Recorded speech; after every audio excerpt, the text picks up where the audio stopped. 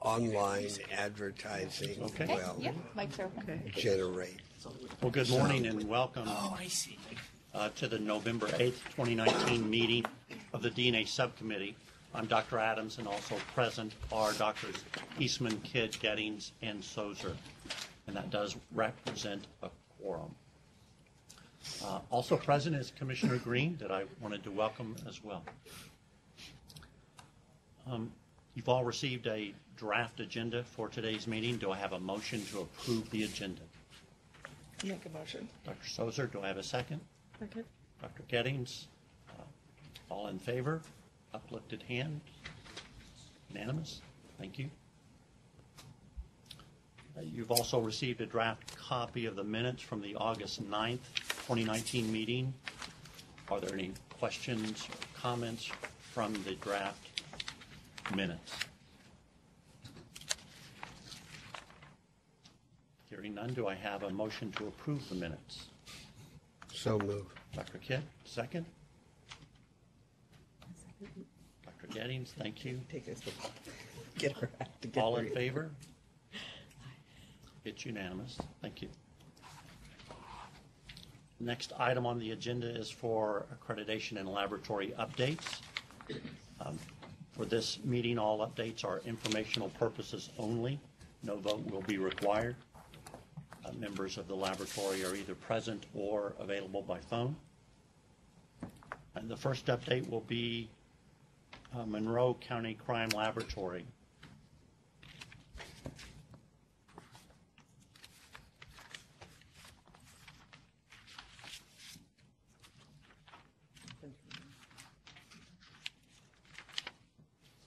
Are there any questions, comments related to Monroe County? Congratulations to Ellen on her retirement. Okay.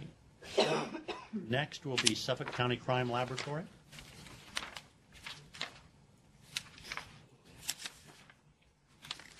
We also received some later documents on that laboratory as well.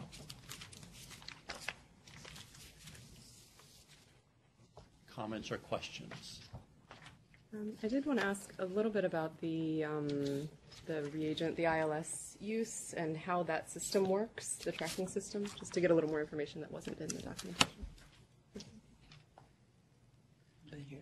We have to give them a call.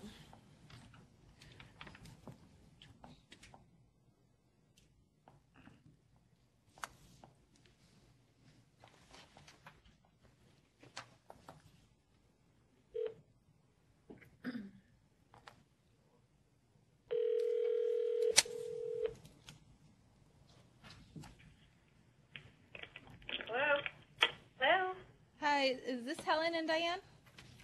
Yes, it is. Okay, you're on with the subcommittee.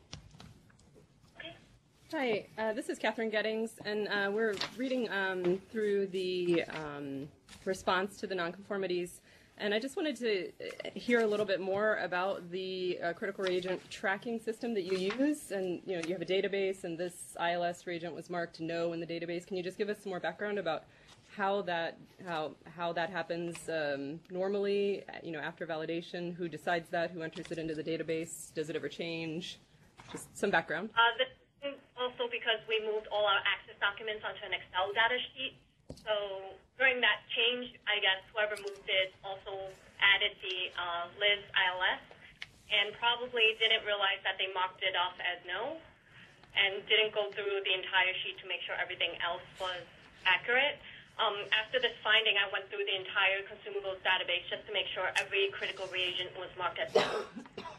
Okay, so you think that this happened because of a transfer from one system to another, not when it was originally designated in there, or? It might be a combination of both problems. Okay.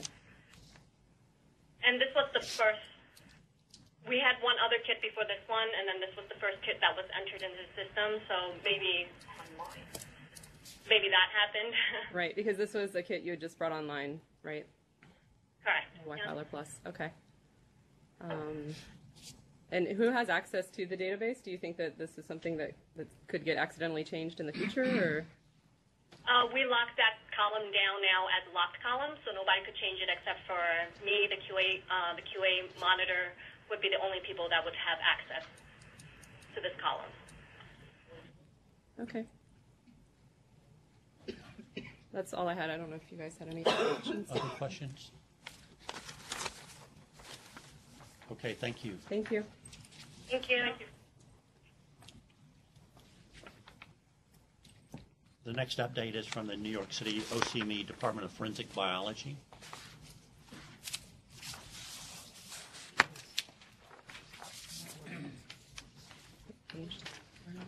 That was, It's one of the late documents, the last page of your extra. that was Marie Sample's return. Yes.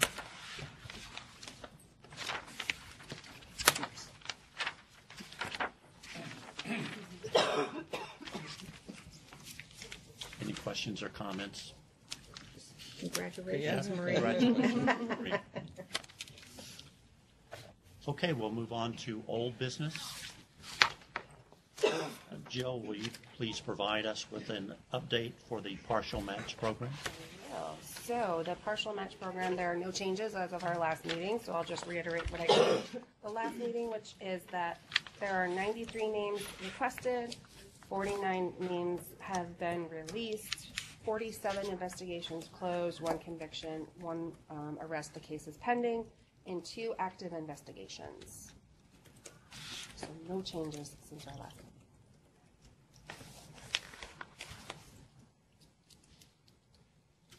Any questions regarding partial match?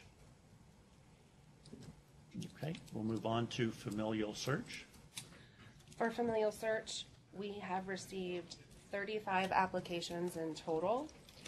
Of those 35, 28 are unique submissions, 6 resubmissions, and 1 renewal.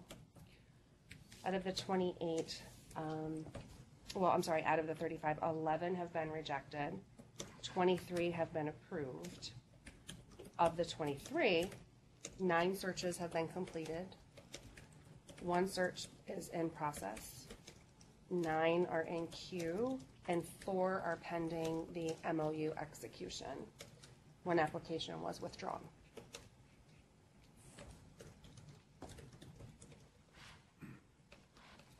Questions regarding familial search? Hearing none, we'll move on to the next item on old business, and that was regarding our request to see the CODIS bulletins. That request failed. Not surprising, but it did fail, and we will be left to simply asking our laboratories for input regarding those kinds of issues. Questions or comments regarding? So is that something that we should keep on the agenda, like these other items, so that we actually ask, or we leave it up to the laboratories to tell us? I think that's an excellent idea to place it on old business each time, asking have there been any updated CODIS bulletins. We do have Tom Leach from the New York State Police, excuse me, would like to give an update regarding the CODIS issue that they had previously talked about, so he just wants to give a short update. This would be a good time for that.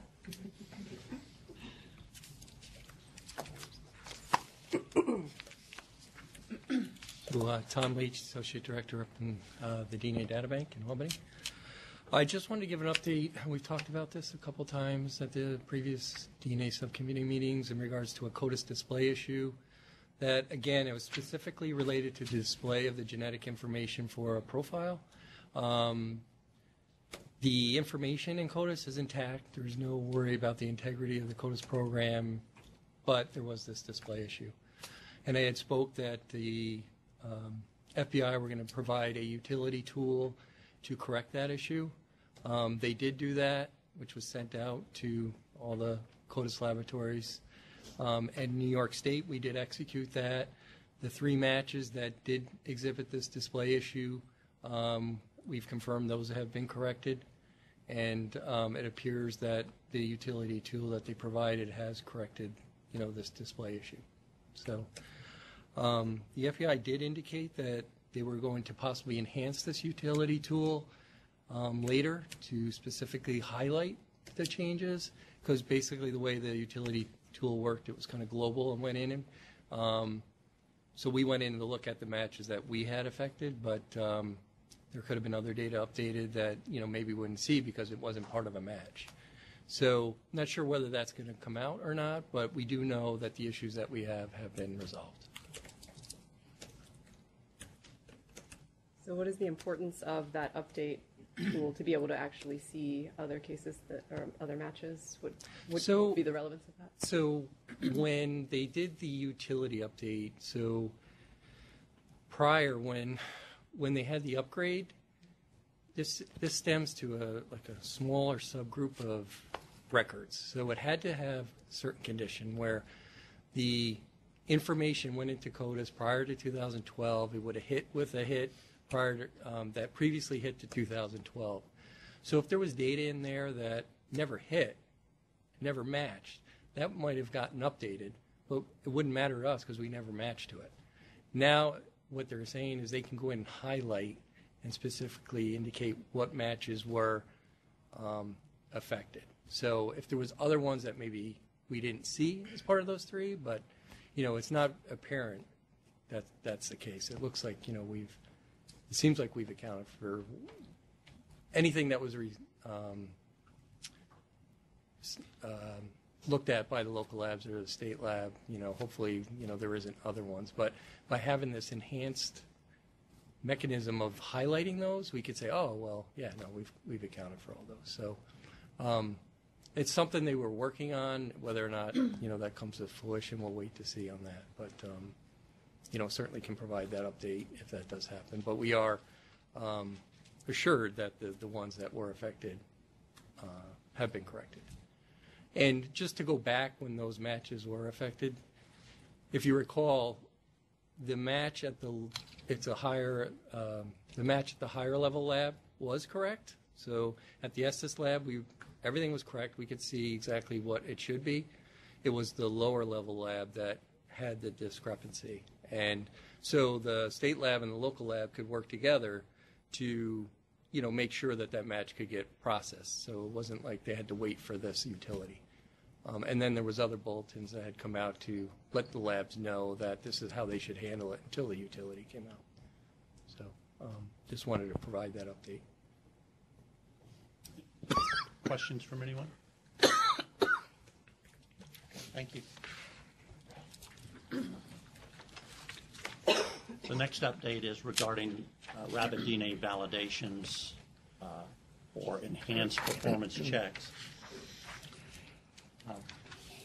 This update and review goes back a couple of sessions. If you'll recall, back in our May 17th, 2019 meeting, we issued a binding recommendation to the Commission regarding OCME's use of rapid DNA, and we approved it for reference samples,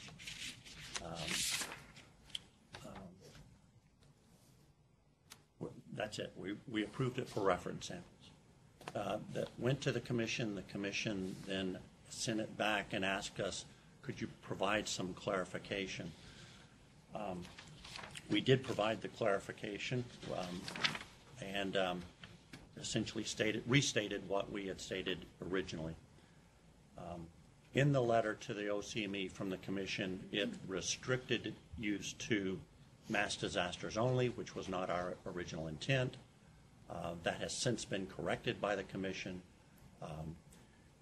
But what the Commission did not approve is our future binding recommendation for future laboratories coming before this group, where we ask for a similar enhanced performance check as the OCME.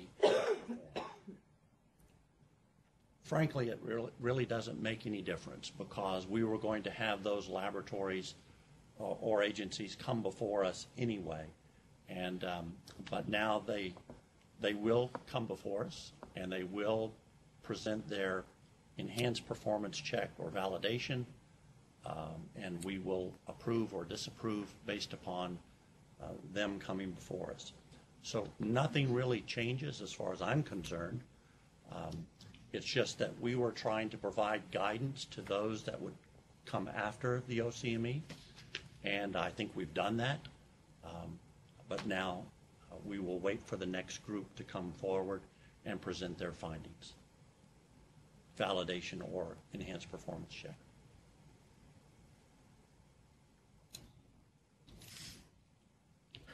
I want to go back to the missing persons and mass disasters application of the, I watched the commission meeting video on YouTube, and there was some discussion about, not being able to use a buccal swab processed on the Andy, which has been developmentally validated and has been enhanced performance checked by OCME. Why an accredited laboratory who did the proper validation or enhanced performance check, if they so choose, why they could not try to use this sample as a reference sample in a criminal case. The discussion was, no, you can't use it in a criminal case. Well, why isn't it good enough to use in a criminal case? And if there is a challenge to it, have an admissibility hearing. I got very, I don't understand why the sample is so different for that application as it's good enough for missing persons, and I don't understand what the problem was with using it in a criminal case if someone so chose to go through the process if there was a challenge to its admissibility. Does the commission have the right to limit what you use the sample for? That's my question. It sounded like they felt that they did. You want me to weigh in on that? I was just going to say that I think the commission also recognized that the validation that was submitted to the DNA subcommittee was limited, and that they only were requesting that for missing persons and mass disaster. But how much validating do you need to do for a buccal swab, single source, that follows chain of custody? How much validation do you? It's not a forensic sample, it's not a forensic unknown. Right. It's a buccal swab. How much reinventing the wheel do you have to do to? And if there's a problem with it, then it would show up in a FRI hearing and it would get denied. Mm-hmm. So I just don't understand why the commission has the ability to designate what a sample can be used for if it's done properly, if it's processed and validated properly. Allison, I just want to weigh in. I wasn't able to see the whole video. I saw part of it. And in part of that, it was mentioned about civil cases. And I just wanted to add that for relationship testing using DNA, the organization that accredits those laboratories is AABB. It's the formerly American Association of Blood Banks. And they've been accrediting relationship testing laboratories for decades. And recently, they've adopted rapid DNA into their standards. So there are standards for relationship testing laboratories. Laboratories can be accredited using DNA, rapid DNA only in their labs under AABB. So it's an accepted technology.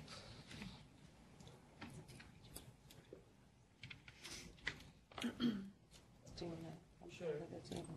And my recollection is that the commission did not in any way take any action or make any decision regarding what could or couldn't be used in either criminal or civil case in court. And I don't think the commission has the authority to do that. We've purposely tried to stay away from it. There was discussion, and I recall, if I'm remembering correctly, one or two of the district attorneys raised concerns about what would happen if they had to prosecute cases, and concerns about whether or not they'd have to go to the FRI hearing. And I think possibly Rand Walsh or Ann Willie raised the civil issue, but that was just in discussion.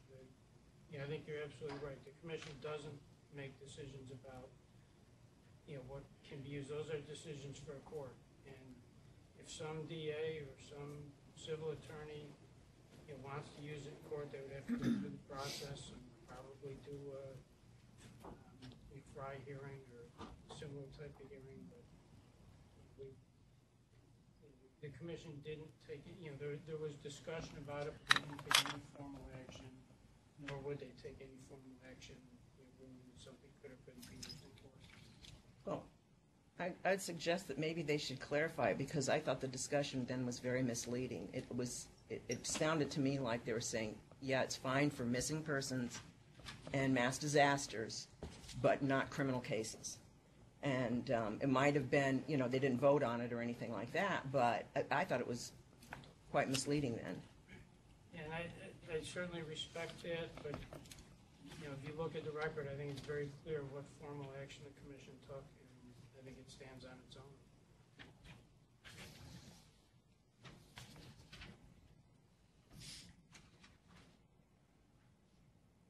What you were mentioning, that nothing actually changes. So I just want to clarify the last letter that we have from Commissioner Green on September 26th says that any agency that seeks to adopt rapid DNA must appear before the subcommittee, which is what you said, and the commission to present their intended use and validation studies. So is that what happened previously with New York? They came before the commission and our subcommittee? They came before the subcommittee first and then presented before the commission. Okay. So any laboratory would have to follow that same process. Okay.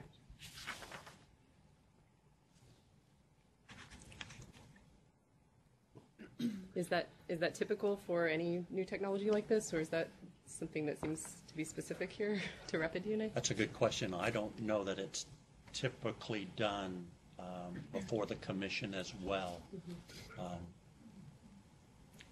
But as you said, this is something new and something that they may want to see, and it's certainly something they can see if they so choose. Dr. Kidd. I am confused. In the letter from Commissioner Green on September 26th, it said, the commission made and approved a motion to not adopt this binding recommendation. And I just find that confusing.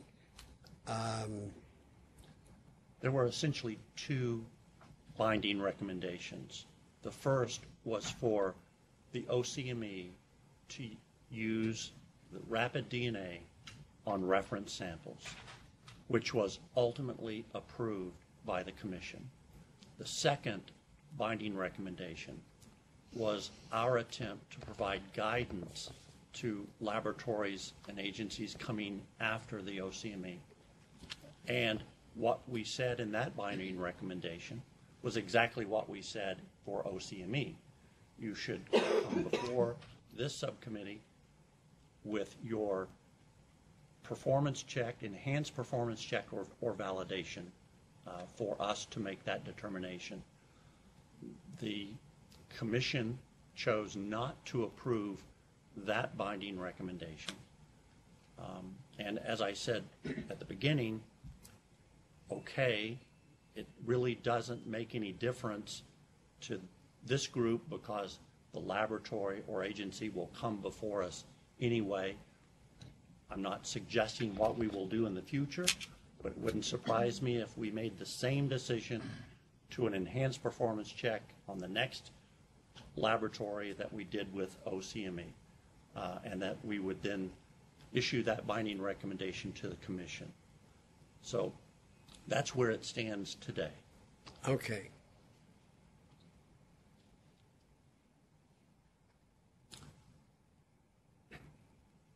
Other questions, comments regarding rapid DNA?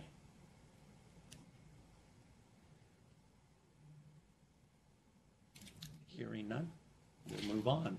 I don't believe there is any new business, so we'll move on to laboratory disclosures. These will also be for informational purposes only. We have members of the laboratory present either in person or by phone. We will begin first with Nassau County Division of Forensic Services, beginning on page 182.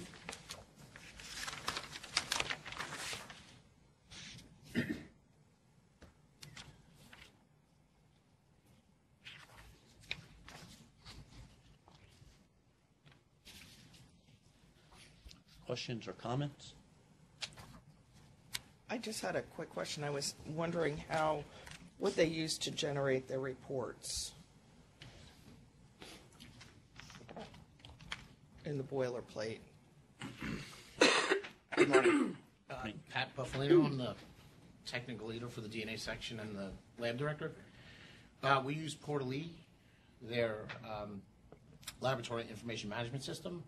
It's a Word-based document, and I mean, it was as simple as, rather than taking the templates from the live production environment, I inadvertently took it from the training environment and gave it to the examiner that was in charge of putting the new statements in from the report standardization document. So we just had the older version of the serology statements rather than the newer, more concise versions.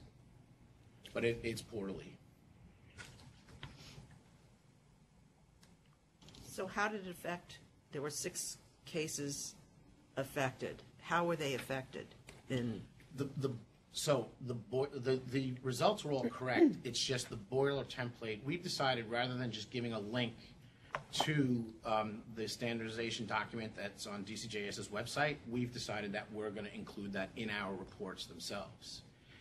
The statements within that boiler template just describing, so it clarifies terminology in the summary section. Mm-hmm. It was just the older version. So it scientifically, you don't say that P30 is a confirmatory test. You say it's indicative of seminal fluid because of the fact that you could have cross-reactivity and false positives.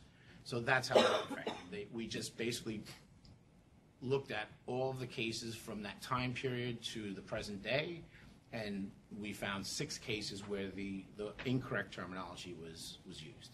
And the incorrect was more confirmatory wording, and then it was a little bit.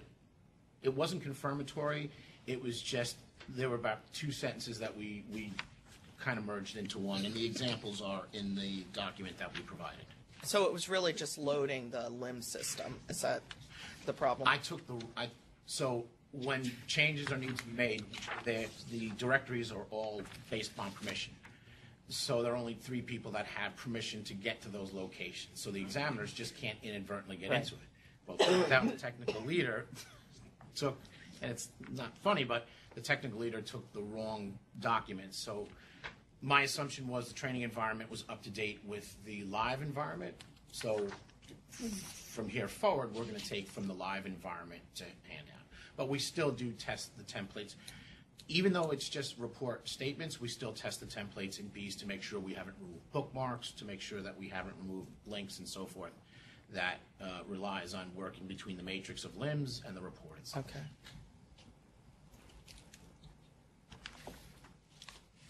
Other questions? Thank you. The next disclosure will come from New York City OCME Department of Forensic Biology. Begins on page 185.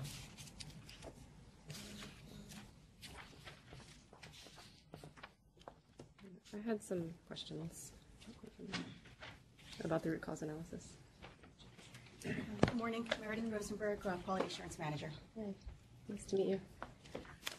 So I think where I'd like to start is the evidence samples were retested to attempt to determine if it was contamination or a true match, right? The burglary sample could not be retested because that's a consumed sample.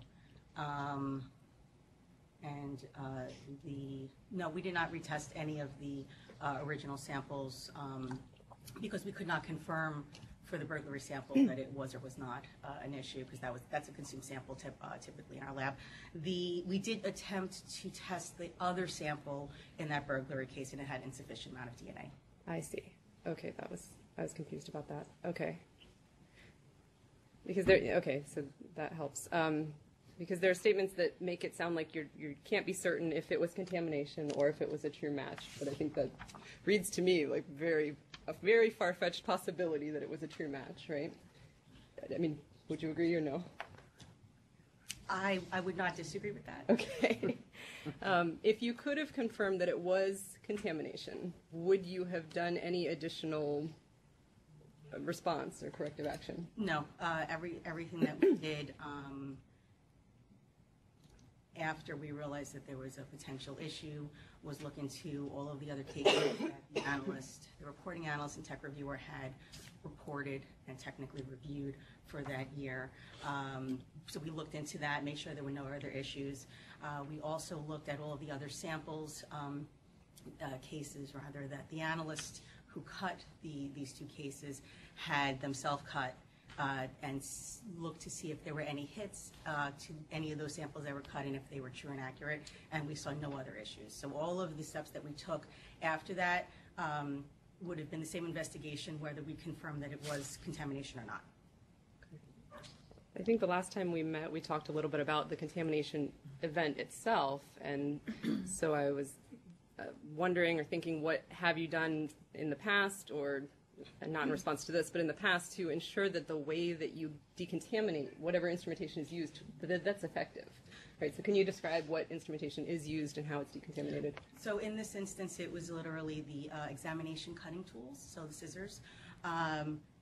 Recently, within the last month or so, we ensured that there's no more dilutions, stock leach dilutions made. Everyone makes the leach fresh every morning to make sure that the tools are decontaminated as rigorously as possible. So, and in addition to the decontamination, we've also created a checklist and clarified the SOP for match confirmation so that people are more cognizant of it. Don't just look from extraction onward, also look to see who examined the items to make sure that there might not be an issue that far back. I was just going to make ask one question and then maybe make a comment. How much time did it spend for you? How much time do you think you spent on investigating this? Man hours. Well, I did utilize our other analysts to help pull the data from our LIMS system and do the analysis. Hours. It was hours of investigation. I mean, I just look at how much was done, and I'm just gonna, just kind of piggyback on our last discussion, and just kind of just theorize here. But if reference samples were tested in a separate location with separate equipment, like as a rapid DNA instrument, then we probably wouldn't necessarily be having this discussion right now. I mean, I'm just throwing that out, not to be sarcastic or anything, but when I was reading this, after thinking about things that, if they were processed separately on something like a rapid DNA instrument, this might not have happened. We don't know what happened, but, I mean, I've also seen evidence-to-evidence contamination that Correct. resulted in an incorrect hit. Yep, right? So that happens too. Similar scenario could happen even if you did separate those two things. It's the high and low. That's the problem. Yep. But you don't always know that when you go to cut something. So. I have a question about a statement on it's our page in red 188. Paragraph says, on June 18, 2019, technology staff alerted the Queens District Attorney Office, found that the defendant had a good alibi, and then dismissed the burglary case. Was the case dropped, or just the defendant dropped from the investigation? You'd have to clarify that with the Queen's DA's office. All that we were told was that the case was not going to be pursued for grand jury purposes after we alerted them to the issue. Okay. I got another question. Let's see, where is it?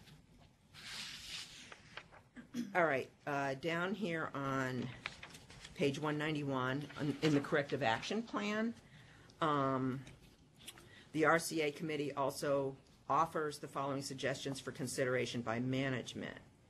Did management do those? Yes. Okay. And then finally, I really like your flow charts. Well, for that, that's our root cause analysis officer, Lou Vargas. He puts this together. So, I was just curious. I mean, is there some way that this whole process, is it somehow proficiency testable to make sure that this whole process is followed in the case of a cold hit? proficiency tests, really, I have not seen one that offers hit parameters in it so that we could test something like that. Can you, like, insert in a proficiency test, pretend that you had a cold hit or something, or somehow to just make sure it's working? Within proficiency tests, typically, you would have 1 or 2 or 3 exemplars, and then you have your evidentiary samples. And so we do report in the case report and then to the vendor which samples are the source of, which exemplars are the source of which evidentiary samples. So in effect, that sort of is a match reporting, and then we look to see if the results are correct. So I suppose on that level it is, but for using our DNA hit software, there's no really that we can't mock that up. But can you test the review process by? We do it with every PT. The tech reviewer making sure that the new checklist is being followed. I mean, so the checklists are followed whenever they're performing their tech. The reporting analyst is writing the reports, and the tech reviewers tech reviewing the files. Okay, so it doesn't have to be a cold hit to have this checklist. I mean, this is a checklist that checks various aspects of the process, including verifying cold hits. Exactly.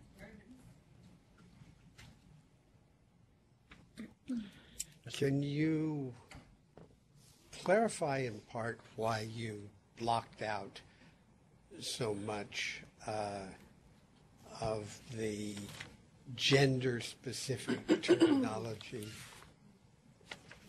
Page 190, the 4 of 9, and so on.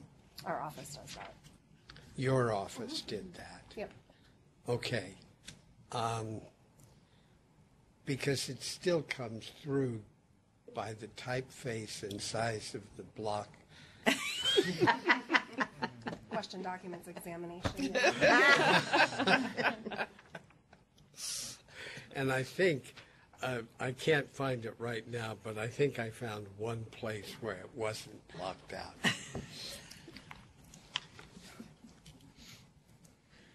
Good point, Dr. Kidd. Thank you very much. The next laboratory disclosure will be Suffolk County Crime Laboratory, beginning on page 196.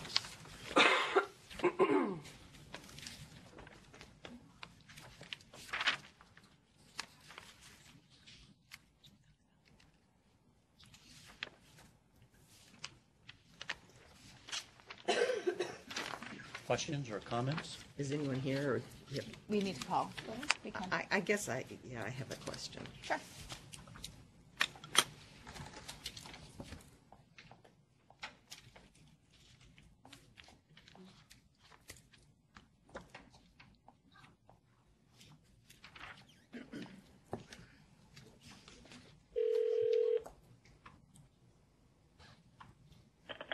Hello?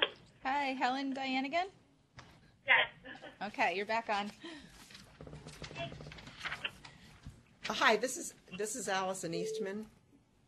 Hey, Allison. Good morning. Good morning. I just have a question about, was there any remedial training? I don't understand how somebody could exclude based on a gender-specific marker there that's not polymorphic.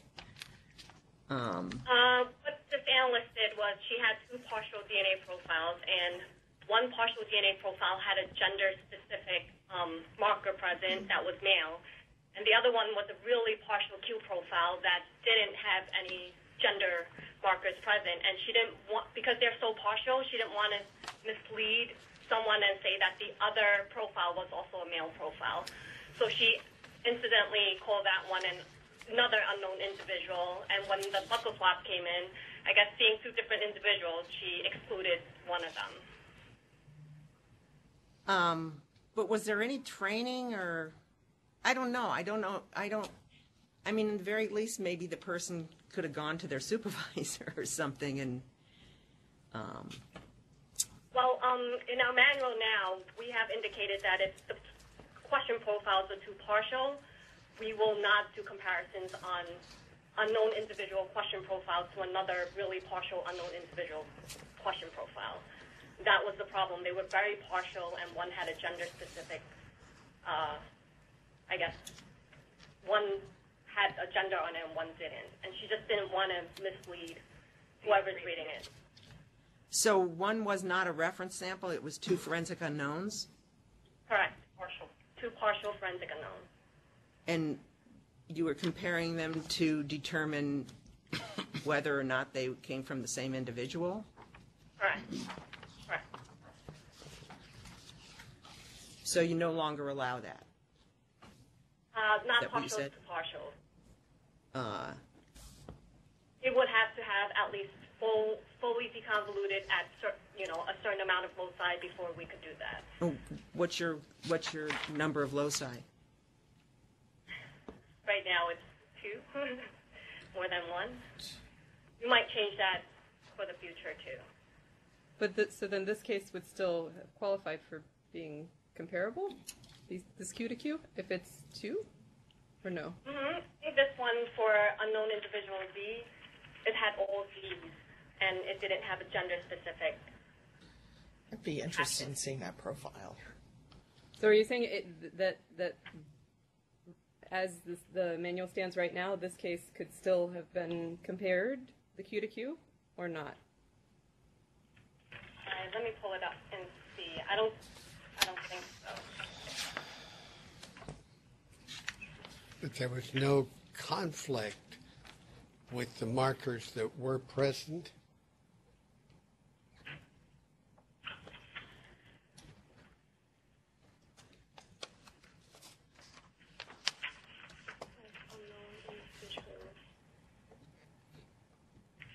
Without seeing the profiles, it's really hard to. Yeah. Yeah. Yes. Sorry, I don't think I have that profile in front of me to see.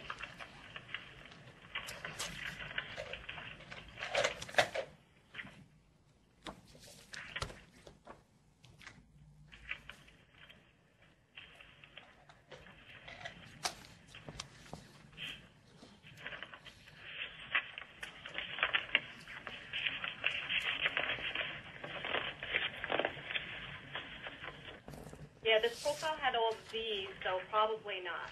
No. Had all what? It had no fully deconvoluted locus, so no.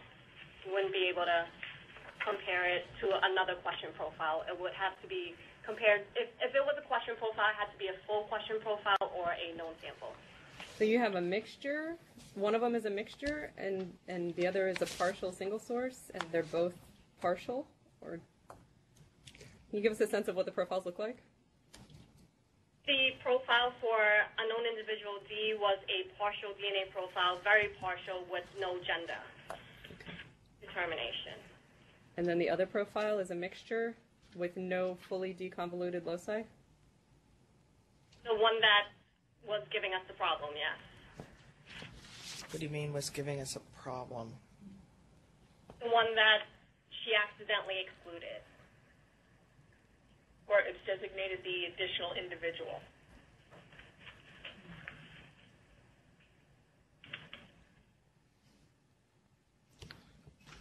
It might be helpful that we put this under old business for next time and have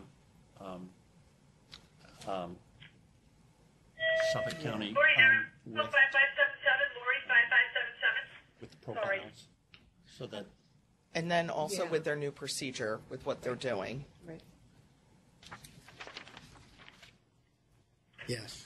And I would probably even expand that a little bit. Maybe they could explain to us how they're calling the alleles, what they're doing in their data interpretation.